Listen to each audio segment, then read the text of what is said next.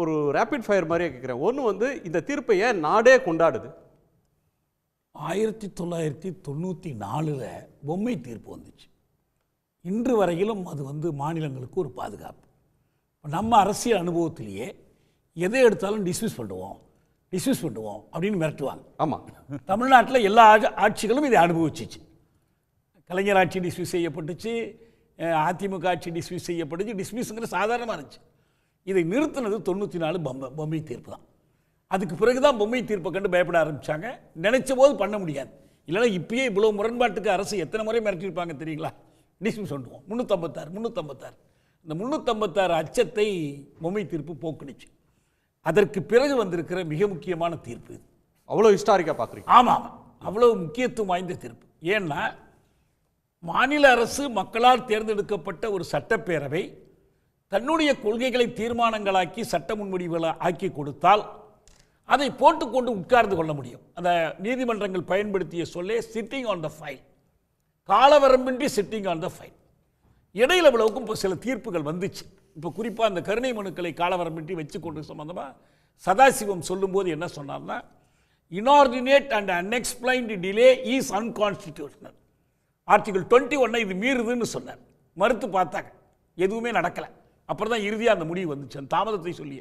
அப்போ அதுக்கே அப்படி ஒரு சிறையிலிருந்து ஒரு கைதி கொடுக்குற மனுவை காலந்தாழ்த்துதாலே இதுதான்னு சொன்னால், ஒரு சட்டமன்ற உறுப்பினர்கள், மக்களால் தேர்ந்தெடுக்கப்பட்ட சட்டமன்ற உறுப்பினர்கள், தேர்ந்தெடுக்கப்பட்ட ஒரு அரசு கொடுக்குற சட்ட முன்வடிவை உங்கள்கிட்ட கொடுக்கும்போது, நம்ம இந்த ராஜமன்னார் கூட அறிக்கையில் மிக தெளிவாக ஒன்று சொல்கிறாங்க. ஆளுநர் பதவி குறித்து சொல்கிறாங்க. என்ன சொல்கிறாங்கன்னா, the governor may be appointed by the president. இந்திய அரசு அவரை தேர்ந்தெடுக்கலாம். It does not mean he is an agent of the centre. அவர் யாராக இருக்கணும்னா, மாநில மக்கள் நலன்களுக்காக மாநில அரசுகளின் அறிவுரைகளை ஏற்று செயல்படுவது, மாநில அரசுக்கு அறிவுரை சொல்வது, வழிகாட்டுவது என்று மாநில நலன்களுக்கான பதவியாக ஆளுநர் பதவியை பயன்படுத்தணும். He should be the protector of the constitution. என்ன கொடுமைன்னா, the protector has acted in opposition to the constitution. கான்ஸ்டியூஷனை மீறி செயல்பட்டுருக்காரு. 3 வார்த்தைகளை நான் முக்கியமாக கருதுறேன். ஏன் இவரை விலகணும்னு கருதுறோம்னா, இதுக்கு முந்தி பல ஆளுநர்கள் என்னென்னமோ தொந்தரவு பண்ணியிருக்காங்க, நிறுத்தியிருக்காங்க. பல மாநிலங்களில் பக்கத்தில் ஆரிஃப் முகமது கான் இருக்கார், தமிழிசை அம்மா பண்ணாங்க, எல்லாம் பண்ணாங்க. ஆனால் இவர் 3 சொற்கள் சுப்ரீம் கோர்ட் பயன்படுத்துது. 1 illegal, 2 arbitrary, 3 நேர்மையற்றவர். இது இருக்குங்க. இது வேற எந்த தீர்ப்புலையும் நான் பார்க்கல ஒரு ஆளுநரை பற்றி. இதுக்கு ஒரு ஆளுநர் சொல்றதுல நேர்மை இல்லை, காலந்தாழ்த்தினதுக்கு அவர் சொல்ற காரணங்கள்ல நேர்மை இல்லை. செயல்பாட்டில் நேர்மை. இப்போ நம்ம விவாதங்களில் வரக்கூடிய பல நண்பர்கள் என்ன சொல்லுவாங்க, அவருக்கு ஒன்றும் காலவரம்பே கொடுக்கல. இந்த வாதத்தை அப்போ வச்சு பார்த்தாங்க. 72 வந்து நீங்கள் பதில் சொல்கிறதுக்கெல்லாம் காலவரம்பெல்லாம் இல்லை, 71 சொல்லியெல்லாம் பார்த்தாங்க, ஏற்றுக்கொள்ளலை. இப்போ இதில் என்ன சொல்லலை, இதுக்கு புரியலன்னு சொல்கிறாங்களே. provided that the governor may as soon as possible after presentation to him of the bill for assent. எப்போ அவர் என்ன பண்ணணும், ஒத்துக்கொள்வது அல்லது திரும்பி சட்டமன்றத்துக்கு அனுப்புவது அல்லது குடியரசுத் தலைவர் ஆலோசனை கேட்பது, எதை செய்வதாக இருந்தாலும் as soon as possible. முடிஞ்சு போச்சு. இதுக்கு என்னதான் பொருள்? இதுக்கு as late as possible. இது காலவரையறைன்னே அர்த்தம் கிடையாதா? ஒரு காமன் சென்ஸே இருக்காதா? இந்த ஆளுநர், ஒரு பழைய உதாரணம் ஒன்று சொல்கிறேன். 2015 பிரதமர் முன்னிலையில், உள்துறை அமைச்சர் எல்லாருடைய முன்னிலையிலையும் நாகாலாந்து NSCN இசாக் முயிவா குழுவோடு பேச்சுவார்த்தை நடத்தினாங்க. எப்படி இண்டோ நாகா பீஸ் டாக்ஸ்னே அதுக்கு பேர். அப்போ இவர் ஒரு வார்த்தை சொன்னார். அவங்க இந்த மாதிரி கான்ஸ்டியூஷன் பற்றி, பொலிட்டிக்கல் சிஸ்டம் பற்றி எல்லாம் விவாதிக்கிறாங்க. நாகாலாந்தோட தனித்தன்மை என்ன, இந்தியாவோட சிறப்பு என்ன எல்லாம் பேசும்போது இவர் ஒரு வார்த்தை சொன்னார். ஒரு 7ஆம் வகுப்பு மாணவனுக்கு கூட இதெல்லாம் புரியும்னு சொன்னார். யார்? ரவி சொன்னார். அப்போ அவங்க பதிலடி கொடுத்தாங்க. It is unparliamentary. நீங்கள் ஒருத்தரோட சமத்துவமாக உட்காந்து பேச்சு நடத்தும் போது ஒரு 7ஆம் வகுப்பு மாணவனுக்கு கூட இது புரியும்னு ரவி சொல்கிறது என்பது இவர் இருக்கக்கூடாதுன்னே சொன்னாங்க. இப்போ நான் என்ன சொல்கிறேன்னா, இந்த as soon as possibleக்கு அர்த்தம் 7ஆம் வகுப்பு மாணவனுக்கு புரியும்னா இவர் 7ஆம் வகுப்பு கூட படித்தது இல்லையா? அவர் இது கூட தெரியாதா? இதை சொல்லி வாதம் பண்ணுறாங்க பாருங்க. காலவரம்பு கொடுக்கல, காலவரம்பு கொடுக்கலன்னா. இதில் 2 விஷயம் இன்னும் திருப்பி கேட்கணும். இதற்காக இப்போ அரசாங்கத்துக்கு வந்து அபிஷேக் மனு சிங் வாதாடினாரு, வில்சன் வாதாடினாரு, முகுல் ரோத்தகி இன்னும் இந்த கேஸில் இருந்தாரான்னு தெரியல. இப்படி பெரிய வக்கீல்கள் ராகேஷ் திவேதி மாதிரி கான்ஸ்டியூஷனல் எக்ஸ்பர்ட்ஸ்லாம் இதில் வாதாடினாங்க. முகுல் ரோத்துக்கு பெரிய ஆட்கள் வாதாடினாங்க. எதிர்த்தரப்பில் வாதாடியது அட்டார்னி ஜெனரல், ஆளுநருக்கு வாதாடின ஒரு பெரிய புகழ்பெற்ற சட்ட வல்லுநர் தான். ஒரு அறிவுரை சொல்ல மாட்டாங்களான்னு கேட்குறீங்களா? இல்லை, அவர் போய் 3 ஆர்குமெண்ட்டை சொன்னாங்க. என்ன சொன்னாங்கன்னா, கவர்னர் முடிவெடுக்காம அசென்ட் கொடுக்காம அப்படி வச்சுட்டாருன்னா ஆட்டோமேட்டிக்காக அந்த பில்லு செத்துருச்சுன்னு அர்த்தம், அந்த மசோதா இறந்து விட்டதாக தான் கருதணும் அப்படின்னு ஒரு ஆர்குமெண்ட்டை முன் வச்சாங்க. அதையும் இவங்க ஏற்றுக்கொள்ளலை. ரெண்டாவது ஆர்டிகல் 200 நீங்கள் சொல்கிறீங்க, ஆனால் தட் கப்புள்டு வித் டியூட்டி, நீங்கள் கவர்னருக்கு இந்த அதிகாரம் இருக்கா இல்லையான்னா நீங்கள் அரசாங்கம் கேட்குது அப்படின்னா அவங்க அவங்க கடமையிலே அவங்க ஒழுங்காக இருக்கணும் அப்படின்னாங்க. இன்னொன்று ரிபக்னன்சி அப்படின்ற ஒரு அவார்டை போட்டாங்க. இந்த பில்லை திருப்பி அனுப்புகிற ஒரே பில்லை திரும்ப திரும்ப பண்ணுறப்ப அதற்கு அவங்களுக்கு அதிகாரம் இல்லை, அதில் 200 ஆர்டிகல் 200 வில் நாட் அப்ளை, இப்படி ஒரு ஆர்குமெண்ட்டை போட்டாங்க. திருப்பி அனுப்ப தேவையில்லை, governor need not send bill for reconsideration if it is repugnant. இல்லை, அதில் 2 வாய்ப்பு தான். இவங்க அதிகாரத்துக்குட்பட்டது மாநில சட்டமன்றத்துக்குள்ளன்னா இவர் ஒன்று திருப்பி அனுப்பணும், 2வது முறை திருப்பி அனுப்பினா ஒப்புதல் கொடுத்துறோம். இதை இப்போ ரொம்ப தெளிவாக கொடுத்துட்டாங்க. இவங்க இந்த கான்ஸ்டியூஷனல் எக்ஸ்பர்ட்ஸ் எல்லாம் அன்கான்ஸ்டியூஷனலாக ஆர்கியூ பண்ணியிருக்கிறாங்க. ஒரு அரசுக்காக அவங்க வாதிடுறது என்பது அன்கான்ஸ்டியூஷனலாக நேர்மையற்ற ஒரு வாதத்தை இவங்க முன்னிறுத்துறாங்க. எப்படியாவது நியாயப்படுத்தணும் என்ன. நான் ஒன்று மட்டும் சொல்கிறேன், இப்போ இந்த வழக்கமாக வழக்கறிஞர்கள் என்ன பண்ணுவாங்கன்னா, நீதித்துறை எப்பயுமே காவல்துறை மீது ஒரு சந்தேக கண்ணோடு தான் பார்க்கும். அவங்க சொல்கிறத அப்படியே நம்ப மாட்டாங்க. ஆனால் சில நீதிபதிகள் காவல்துறை சொல்வதை வேதவாக்காக எடுத்துக்கொள்வாங்க. அவங்களுக்கெல்லாம் பேர் போலீஸ் ஜட்ஜஸ்ன்னு பேர். இந்த கவர்னர் இருக்கார், இவர் ஒரு போலீஸ் கவர்னர், முன்னாள் IPS அதிகாரி. அந்த போலீஸ் இன்டெலிஜென்ஸ் பியூரோவினுடைய அதே சிந்தனையோடு தான் அவர் தொடர்ந்து, இங்கே மட்டும் இல்லையே, இது is not the first time. நம்ம சிறைக்கு வர்றவங்களில் ஹிஸ்ட்ரி ஷீட்டர்னு சில கிரிமினல்ஸுக்கு பேர் உண்டு.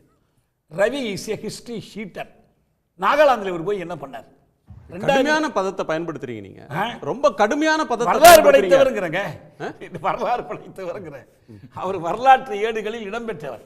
நாகாலாந்தில் கேட்டு பாருங்களேன். இந்த தீர்ப்பும் வரலாறுல இருக்கும், RN ரவின்ற பேரும் இருக்கும், MK ஸ்டாலின்ற பேரும் இருக்கும். History will remind him as a history sheeter. ஏற்கனவே நாகாலாந்து வரலாற்றில் இடம் பெற்றுட்டார். அவர் செஞ்ச ஒரு வேலையை மட்டும் நான் சொல்றேன். இல்ல, இந்த தீர்ப்புக்கு வந்துடலாம். இந்த தீர்ப்புல நீங்க வரலாற்றில் இது இடம்பெறும் இந்த தீர்ப்பு அப்படின்னு திரும்ப திரும்ப சொல்றீங்க. 142 உச்சநீதிமன்றத்தினுடைய சிறப்பு அதிகாரம் அப்படின்ற ஒன்றை அரிதினும் அரிதான வழக்குகளில் தான் பயன்படுத்துவாங்க. நம்ம ஏற்கனவே பேசியிருக்கிறோம். இதை நான் இதில் உங்கள்கிட்ட கேட்கறது, இந்த நீதிபதிகள் பல வாய்தா 10 நாள் 20 நாள்லாம் இந்த ஆர்குமெண்ட் 10 நாள்லாம் நடந்தது. அப்போ ஒவ்வொரு முறையும் நீங்கள் ஏன் பேசிட்டு வரக்கூடாது, நீங்கள் 2 பேரும் உட்காந்து பேசலாமே, சுமூகமாக நீங்கள் தீர்த்துக்கலாமே அப்படின்னு பால திரும்ப திரும்ப கவர்னர் பக்கம் போட்டாங்க.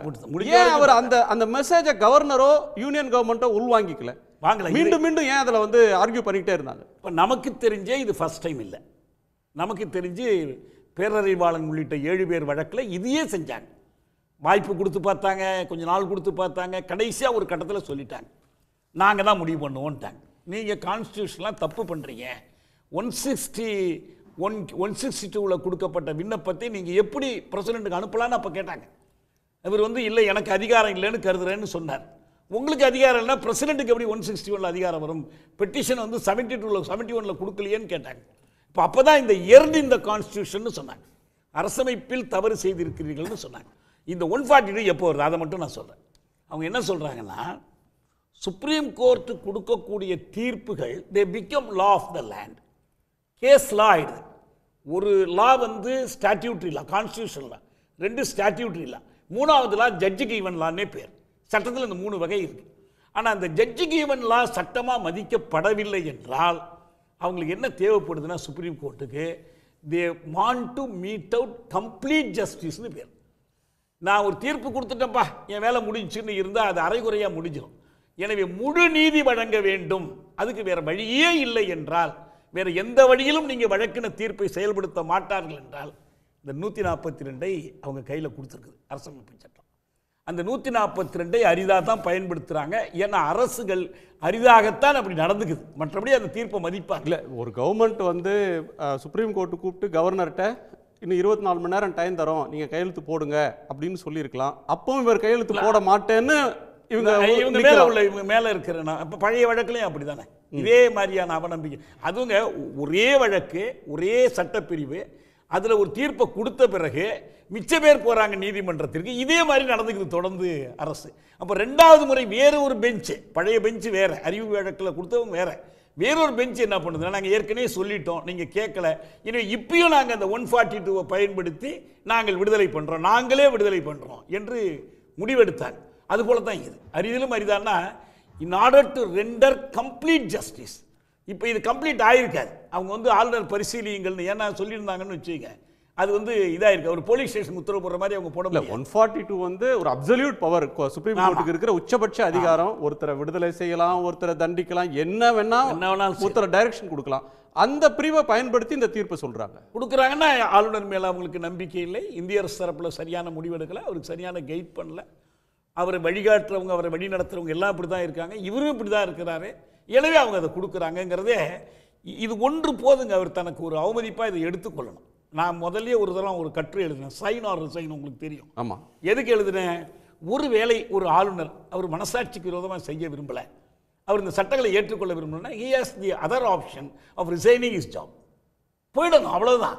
நீங்கள் பதவியில் இருந்தீங்கன்னா கையெழுத்து போட்டாகணும், போடலைன்னா உங்களை போட வைப்பாங்க, நீங்கள் போடாமலே செயல்படுத்துவாங்க. இதான் இங்கே ரொம்ப முக்கியமானது. இல்லை, அவர் பொலிட்டிக்கலி ஸ்பீக்கிங் அவர் வந்து நீங்கள் ரிசைன் பண்ணுறது தார்மீக அடிப்படையில் மனசாட்சி அடிப்படையில் கேட்குறீங்க. ஆனால் பொலிட்டிக்கலி ஸ்பீக்கிங் கேட்டிங்கன்னா, இந்த முரண் இருக்குது பார்த்தீங்களா, அதாவது ஒரு மாநில உரிமைகளை காப்பாற்றுறதுக்காக, அரசியலமைப்பு சட்டத்தை பாதுகாக்கிறதுக்காக, சட்ட முன்னோடிகளை பாதுகாக்க ஒரு தமிழ்நாட்டு முதல்வர் வந்து களத்தில் வந்து பணியாற்றி கொண்டிருக்கிறார். அதுக்கு முரணாக செயல்படுற ஆளுநர் இருந்து கொண்டே இருக்கிறார். அப்போ அந்த முரண் வந்து எங்கே போய் நிற்குதுன்னா, அந்த முரணோட வெளிப்பாடு நீதிமன்றத்தில் தமிழ்நாட்டு முதல்வரோட தீர்ப்பு, இங்கே வாங்கின தீர்ப்பு, அந்த முரணுக்கு நிரந்தர தீர்ப்பு கிடைக்கும். அது வந்து தீர்ப்பு நிரந்தர தீர்வு இல்லை, இந்த காலகட்டத்துக்கான நிரந்தர தீர்வு இல்லை, வருங்காலத்தில் வர அரசுகளுக்கான நிரந்தர இருக்குது. நான் இது ஒரு நீண்டிச்ச அடிப்படை. நான் இன்னொன்று சொல்கிறேன், தமிழ்நாட்டில் நாங்கள் பாயசத்துக்கு எதிரான இயக்கத்தை தொடங்கிய போது எங்கள் முதல் கோரிக்கை ஆர்.என். ரவி பதவி விலகு என்பதாக இருந்துச்சு. எங்களுக்கு எத்தனையோ சட்டங்களை பற்றி பேசணும், எத்தனையோ கோரிக்கைகள் இருக்கு, ஆனால் இவரை தான் நாங்கள் குறி வச்சோம். அதன் அடையாளம் இவர் பாயசத்தினுடைய அடையாளமாக கருதணும். அதுதான் நம்ம இப்பயும் பார்க்குறோம். உடனுக்குடன் செய்திகளை தெரிந்து கொள்ள சன் நியூஸ் பெல் ஐகானை கிளிக் பண்ணுங்க.